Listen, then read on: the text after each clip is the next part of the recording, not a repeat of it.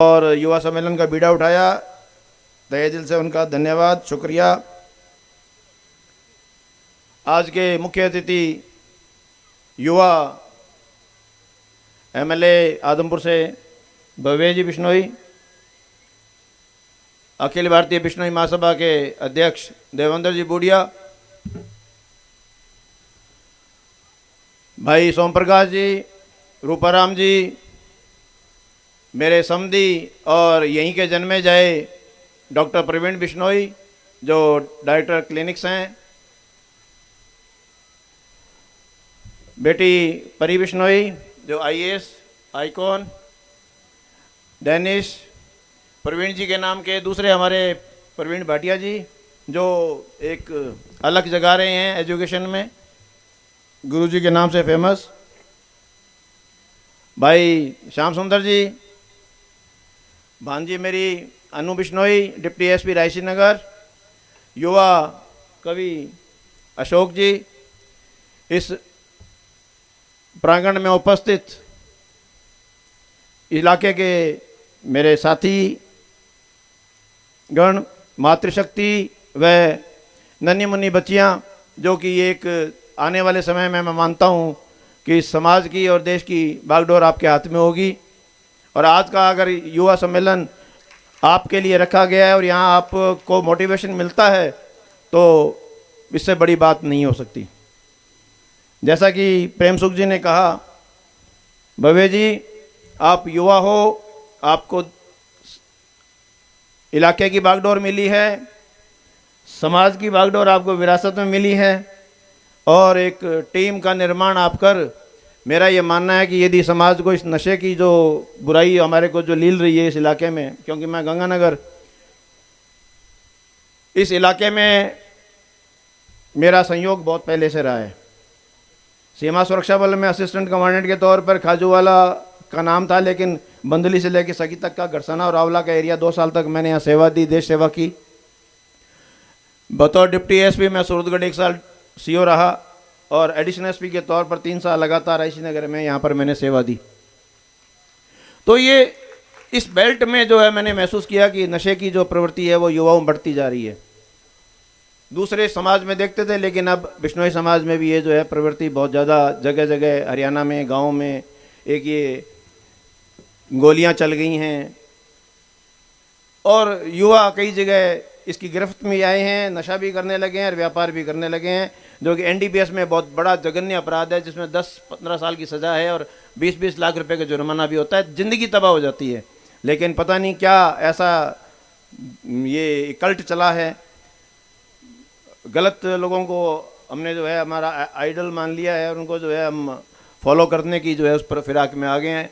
कुएं में भांग पड़ी है, मेरा कहना नहीं चाहिए, नेगेटिविटी नहीं आनी चाहिए, लेकिन अलग अलग समाजों में मैं देखता हूं कि उनके पीछे जो है ब्लड डोनेशन कैंप लगने लगे हैं और हमारे रोल मॉडल चेंज हो रहे हैं, जबकि रोल मॉडल आपके सामने समाज में जो बैठे हैं मंच पर वो भी हैं और ऐसे लोग भी हैं जिन्होंने अपने मेहनत से अपनी बलबूते पे जो है समाज में कुछ मुकाम हासिल किए हैं। बच्चियां बैठी हैं, मेरा आज का मकसद आपको मोटिवेशनल कुछ बातें बताने का है जो अनुभव हमने किया है, जो मेरे व्यक्तिगत अनुभव, इनके अनुभव को मैं साझा करते हुए आपको कुछ कहना चाहूंगा।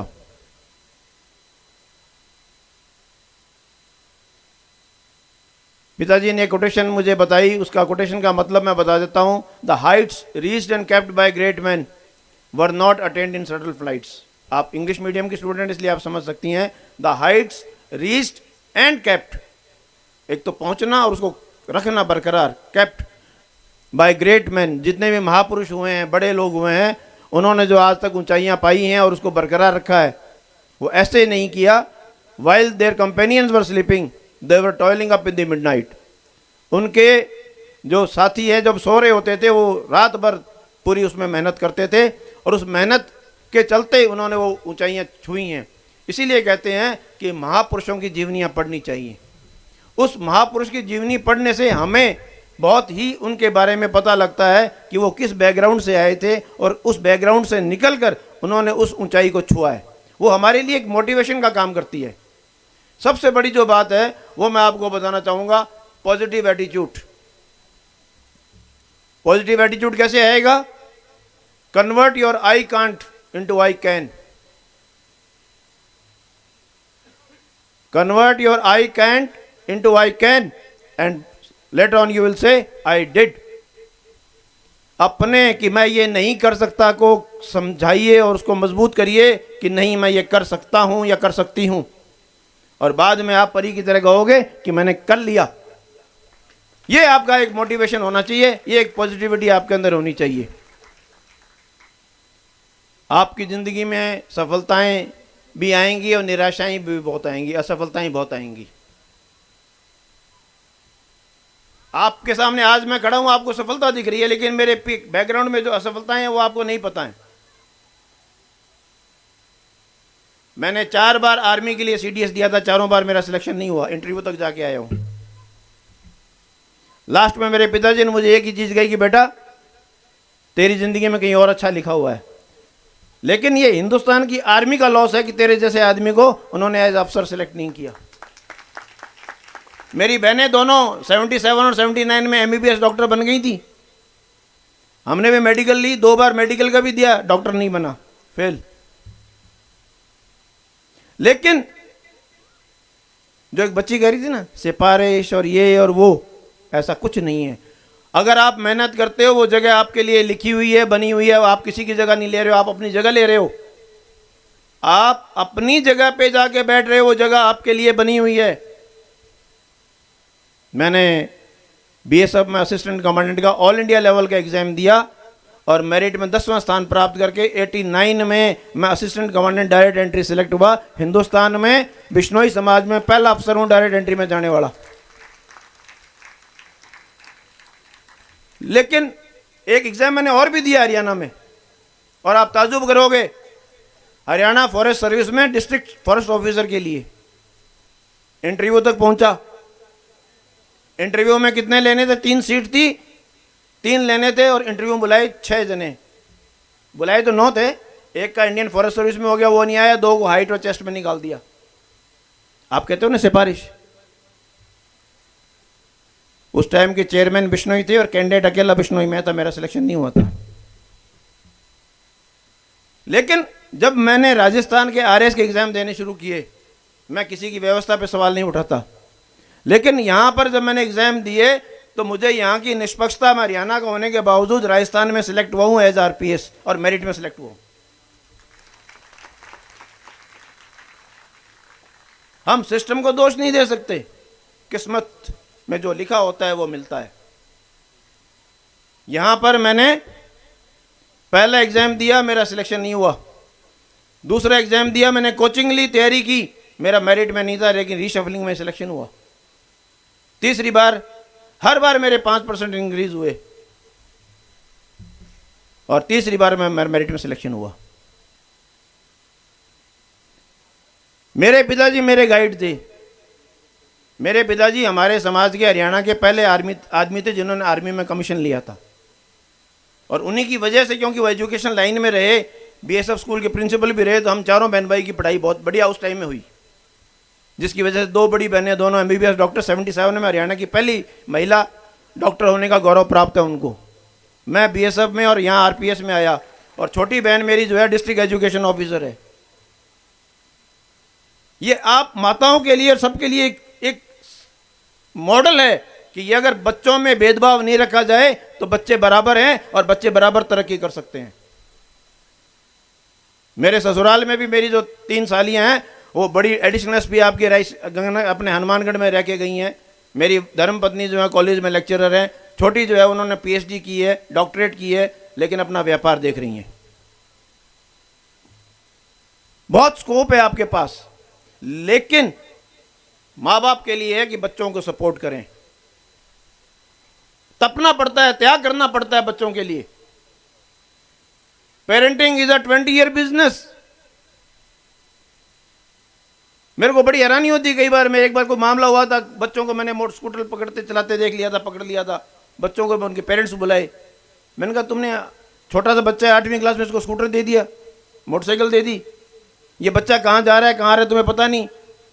बड़ा हैरानी मुझे हुई कि साहब क्या करें, इसको ट्यूशन भी जाना पड़ता है, क्लास भी अटेंड करनी पड़ती है, मेरे पास टाइम नहीं है। तो मैंने कहा भले आदमी, तेरे पास जब टाइम नहीं था तो बच्चे पैदा ही क्यों किए तूने? अभी किसी ने पीले चावल थोड़ी दिए थे कि तेरे को कि तू पीले चावल ले और बच्चे पैदा कर। बच्चों के लिए टाइम देना पड़ता है।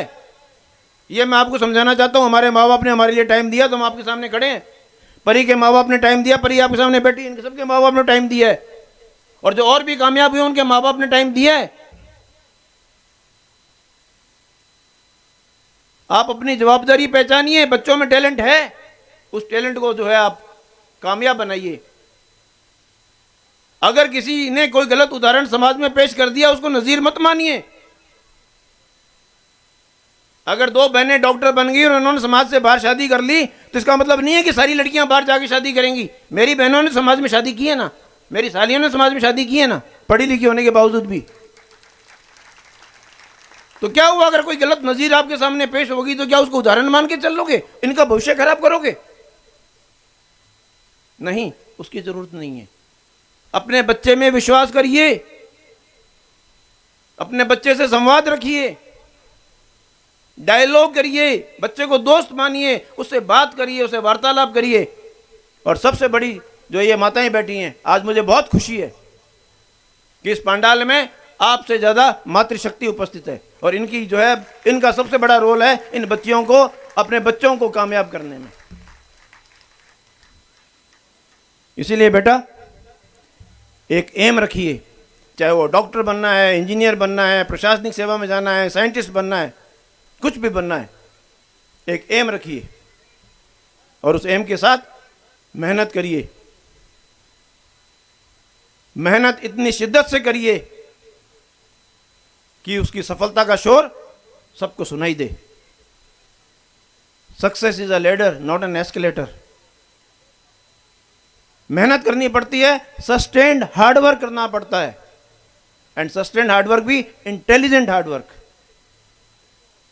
जब मैंने कंपटीशन दिए, मेरी कामयाबी नहीं हुई, पिताजी मुझे एक चीज कहते थे कि अपना पीछे का पूरे उसको बैठ के आत्म अवलोकन करो और आप ये देखो कि आप में कमी कहां रही है और उस कमी को क्या आप दुरुस्त कर सकते हो। यदि आप उस कमी को दुरुस्त कर सकते हो तो दोबारा पूरे जोश के साथ दोबारा बैठ जाइए और फिर उस कमी को दूर करिए। जैसा परी ने कहा कि साहब डर लगता है, डर नहीं रहना, डर नहीं, डर को निकालिए। मैं जब 8वीं क्लास में पढ़ता था तो मेरी सिस्टर बड़ी जो थी उसको मैंने यूं ही कहा, मैंने कहा मेरे को केमिस्ट्री अच्छी नहीं लगती। सिस्टर को बड़ी हैरानी हुई, बोली अभी तो आगे 8वीं में है, आगे तेरे को इंजीनियरिंग करनी है, डॉक्टरी करनी है, केमिस्ट्री तो बहुत इंपॉर्टेंट पार्ट है साइंस का। अलमारी खोली, अलमारी में से किताब निकाली केमिस्ट्री की छोटी सी, बोले ये इसकी केमिस्ट्री के सारे जो हैं उसके वैलेंसीज याद कर, और वैलेंसीज याद हो जाएगी तो तेरे को सारे के सारे जो हैं आगे उनका एटॉमिक स्ट्रक्चर पता लग जाएगा। डर को निकाल, उस डर को अंदर मत रख। वो डर को मैंने निकाला, केमिस्ट्री में मेरे बड़े अच्छे नंबर आए, साइंस में, फिजिक्स में मेरी डिस्टिंक्शन रही 12th में। तो मतलब कहने का ये है कि आपके अंदर कोई हवा है, उस हवे को निकालिए। I can't say I can में ले जाइए और I can say I did में आपका ये मंच पे आप आएंगे, ये मेरा दावा है। एक जो है आपके लिए कविता बता दूं, समय कम नहीं, ज़्यादा समय नहीं लूँगा क्योंकि मंच पे वक्ता बहुत हैं और कहने को बहुत कुछ है, घंटों बोला जा सकता है, लेकिन चूंकि मोटिवेशनल काम है तो आपके लिए जो एक छोटी सी कविता मैं उसमें सुनाना चाहता हूँ। परिंदे रुक मत तुझ में जान बाकी है, परिंदे रुक मत तुझ में जान बाकी है, मंजिल बहुत दूर है, बहुत उड़ान बाकी है। आज या कल मुट्ठी में ही होगी दुनिया, लक्ष्य पर अगर तेरा ध्यान बाकी है। यूं ही नहीं मिलती रब की मेहरबानी, एक से बढ़कर एक इम्तिहान बाकी है। जिंदगी की जंग में है हौसला जरूरी, जीतने के लिए सारा जहां बाकी है।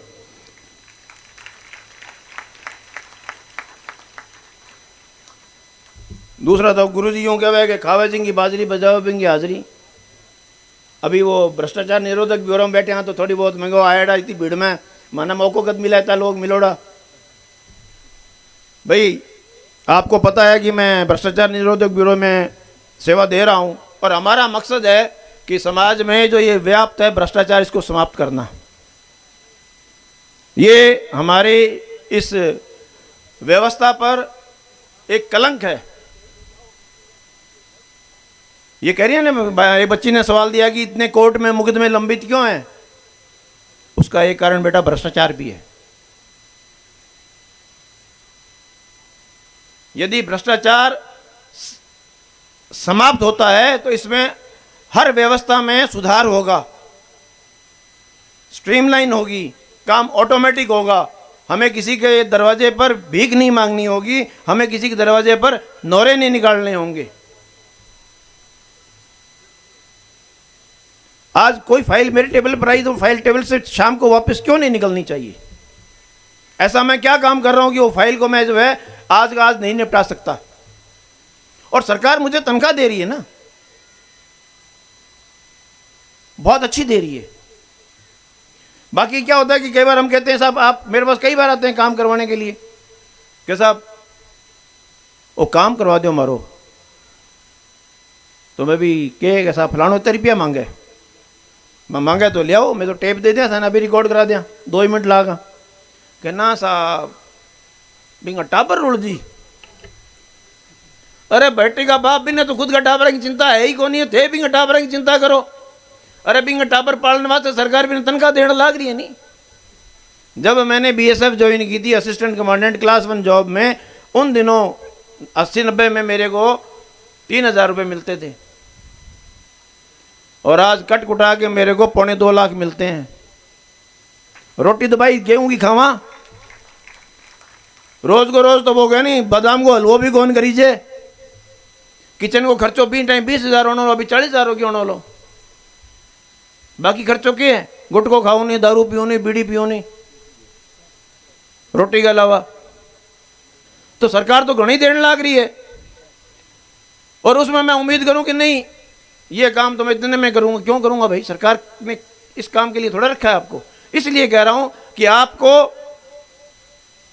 ये जो मन में एक गादड़ो बड़ोड़ो नहीं कैसा आप के करा नहीं, अगर आप मजबूती के साथ खड़े हो जाओ कि नहीं रिश्वत देना भी पाप है, लेने वाला तो दोषी है, देने वाला भी उतना ही दोषी है। आप किसी का हक मार के ले रहे हो इसलिए आप रिश्वत दे रहे हो।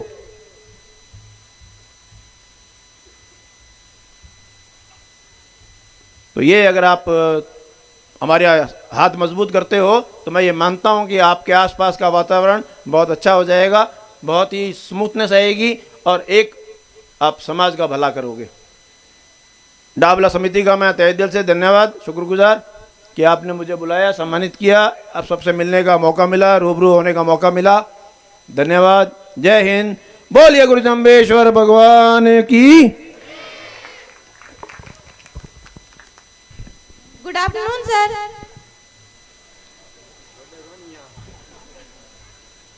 वेरी गुड आफ्टरनून सर, मैं निशा सिटी गुरु जम्बेश्वर बालिका उच्च माध्यमिक विद्यालय पुड्डा जोड़ डावला की कक्षा 12 की छात्रा हूँ। सर, मेरा आपसे क्वेश्चन यह है कि हमें बॉलीवुड में दिखाया जाता है कि अधिकतर मामलों में आपराधिक। सर, मेरा आपसे क्वेश्चन यह है कि हमें बॉलीवुड में दिखाया जाता है कि हर आपराधिक मामलों में कहीं ना कहीं पुलिस का हाथ होता है और हाँ बोलो बोलो। पुलिस का हाथ होता है और हमारी यही धारणा बन गई है कि अधिकतर मामले उच्च न्यायालय में पेश नहीं किए जाते हैं, उन्हें पुलिस स्टेशन में निपटा दिया जाता है, जिससे अपराधी अपने अंजाम तक नहीं पहुंच पाता है। सर, क्या ये सत्य है? आपके क्या विचार है? बैठो बेटा। हिंदुस्तान में केवल 2 ही चीजें ऐसी हैं जिन पे आदमी कोई भी कमेंट कर सकता है, एक तो महात्मा गांधी और दूसरी हिंदुस्तान की पुलिस। अगर बेटा आपको क्राइम देखना है तो अभी दृश्यम 2 फिल्म आई है, वो देख लेना, पहले दृश्यम 1 भी आई थी। पुलिस का कहीं रोल नहीं था, पुलिस से ज्यादा शातिर आदमी था वो।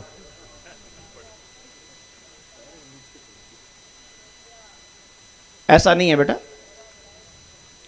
मानवीय गुण अवगुण सब जगह रहेंगे। पांचों उंगलियां बराबर नहीं होती, बिल्कुल मानता हूं। अगर पुलिस वाले दूध के धुले हों तो हम उनको करप्शन में, भ्रष्टाचार में नहीं पकड़े, वो भी पकड़ में आते हैं। ह्यूमन फैक्टर जहां भी होगा, लालच जहां भी होगा, वो इस सिस्टम को खराब करेगा।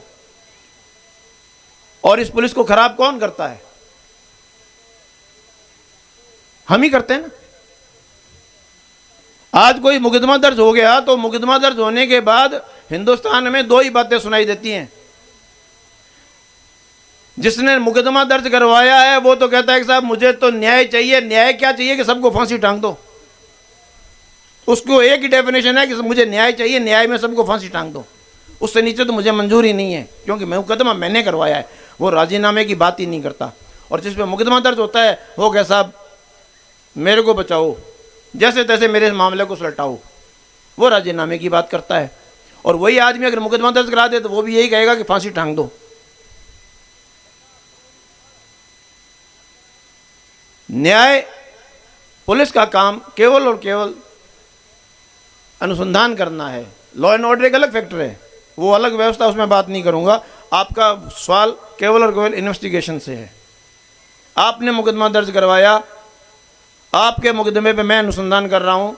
उस अनुसंधान में मेरा काम गवाही संकलन करना है, गवाही क्रिएट करना मेरा काम नहीं। जो आप मुझे मानते हो कि साहब सारी गवाही मैं करूं, आपके पास गवाही नहीं है, गवाह आपको लाने हैं, मौका मुझे बनाना है, वो अलग बात है। सर्कमस्टेंशियल एविडेंस मौके से उठानी है, आप गवाही लाओगे। अब आपके गवाह पलट जाते हैं, उसमें मैं क्या करूं?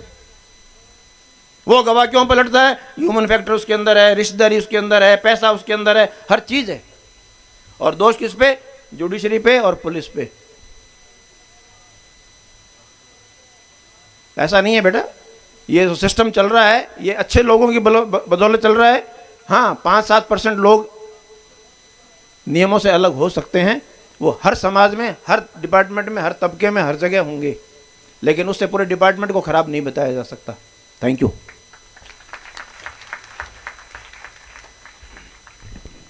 बहुत बहुत धन्यवाद